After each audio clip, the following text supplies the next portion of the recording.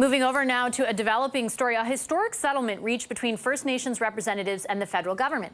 In 2016, the Canadian Human Rights Tribunal determined Ottawa discriminated against First Nations kids by underfunding on-reserve child welfare services. The feds were ordered to compensate. After 8 years of back and forth, the groups representing those kids and Ottawa have finally come to a deal. The $23 billion agreement covers 300,000 First Nations children, youth, and families who were discriminated against from 1991 and on. Patty Hajdu is Canada's Indigenous Services Minister. Hi, Minister. Good to see you. Thank you very much for making the time. My pleasure. Last October, when we last spoke, I remember that's when the Human Rights Tribunal had said that the original agreement fell short. You said at the time that you were looking at the reasoning as to why and the distance really left to go. What does this new agreement, Minister, cover that the first one didn't? This new agreement does actually expand the category of individuals that are entitled to compensation, including children that were removed but not in ISK care, including estates, and including parents and grandparents of children that did not receive Jordan's principal care that was deemed to be appropriate. You said today in the press conference that you wish you could have settled or arrived, I think, at this point earlier. Couldn't you have, Minister?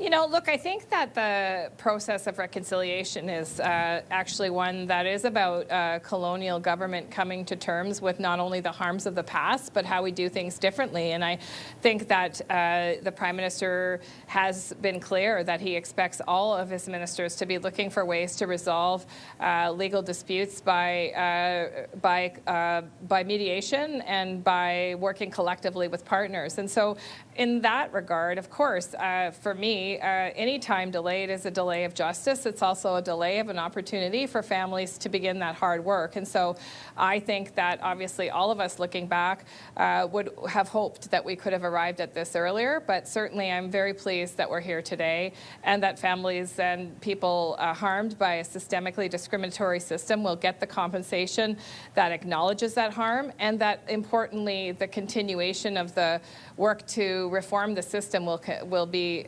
completed. I guess respectfully, though, I guess I challenge the idea that hope, that hope is the discerning factor here. I mean, your government essentially back in October of 2021 appealed a federal court ruling that upheld the CHT decision, right? Like there were actions that your government took that ultimately allowed for this process to take a lot longer than perhaps it could have, or that advocates say it could have. I'm not disputing that there are better ways to resolve, legal disputes like this or systems of discriminatory injustice. But here we are today. We're here with a truly historic landmark settlement. It's the largest class action settlement in the history of Canada. Some have said in the world. Certainly, I know that all parties are satisfied with what the final agreement says, and we look forward to presenting this to the Canadian Human Rights Tribunal together to ensure that it does meet the orders of the tribunal. And of course, the final step will be the federal court, that the federal court also approves this agreement. But this is a culmination of hard work on behalf of activists like Dr. Blackstock, like the representatives of the Mishuman Trout class, and certainly, of course, the AFN, who has been a very strong partner, in particular with the leadership of Regional Chief Woodhouse. Some of those people that you're referencing have mentioned that they would like to hear an apology from the Prime Minister directed towards the people that this agreement now covers. Is that being considered, Minister? Well, certainly I know that we've heard those calls too, and I know that the Prime Minister's office will take that request very seriously. There's no question in my mind, and certainly in our government's mind, that thousands of children and families have been harmed through this discriminatory approach to child welfare, and the harms are deep and extensive. In fact, it was really moving to hear from one of the survivors at the press conference today, Ashley Buck, who talked about her own journey and her own disability disconnection from her community, and there are thousands of stories like that and across the country. So I'm sure as people, come to grips with this settlement, but also come to grips with the fact that compensation doesn't make up for those kinds of harms, they're looking for some acknowledgement that the country's approach to child welfare did harm them, in some cases irremediably. And so I know the Prime Minister will take that request very seriously. Do you think an apology is warranted for all the reasons you just laid out?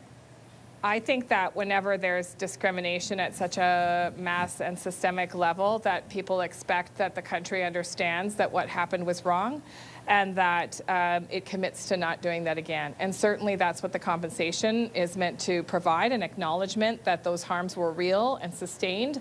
And certainly the reform of the system is meant to ensure that it never happens again. So I understand the need that survivors are expressing for an apology. And as I said, I'm certain the Prime Minister's office will take that request very seriously. And I appreciate all those points. I guess I'm just wondering from where you sit, given the experience you've had with this, the experience you've had listening to those survivors, if you do think one is warranted based on that knowledge. Well, I think any relationship where there's been such severe harm, acknowledgement of that harm in the form of apology, in the form of compensation, in the form of commitment to not just saying I'm sorry, but committing to moving forward and doing better is what's required to restore relationships. And I think about that on a personal level, but I also think about that on a systemic level. We're talking about, repairing relationships that have been harmed through willful systemic discrimination for generations, and obviously verbal apologies certainly are meaningful, but in my experience apologies are only worth their weight if there's an equal commitment to never committing that kind of harm again. And I certainly hope that survivors see that that commitment is sincere and the work on reforming the system continues, both from a fiscal perspective, a structural perspective, and of course a legal perspective, including the work on C-92 that allows for self-determination and inherent rights over child and family services. I just have a few seconds left, and it's on that point I just want to conclude, Minister, and ask you on the systemic level, the other half of this agreement, really, the other $20 billion is focused on systemic reform. Where is that process right now? Well, I certainly know that all parties are working really diligently to understand exactly what has to happen to make sure that systems are truly reformed. All parties are at the table. All parties are there with the fullness of intent to get that work done, and there are lots of experts helping us. So I know that that work is happening right now, and it's proceeding well. And so the money is still there in terms of the fiscal commitment, and I'm looking forward to hearing more details as that work continues. Minister, I'll leave it there. Thank you very much for your time. Thank you very much, Vassy.